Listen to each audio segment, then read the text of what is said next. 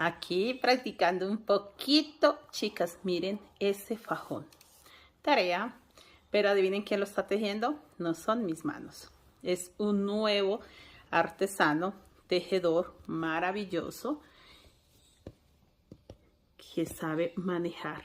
Aprendió a manejar los hilos perfectamente. Ahí está.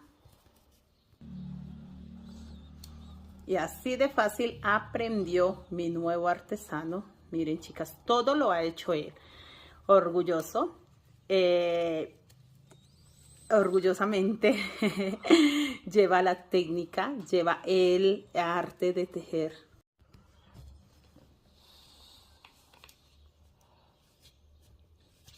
Así de fácil, chicas. Miren. Y lo que me gusta de este telar es que es muy rápido. Realmente lleva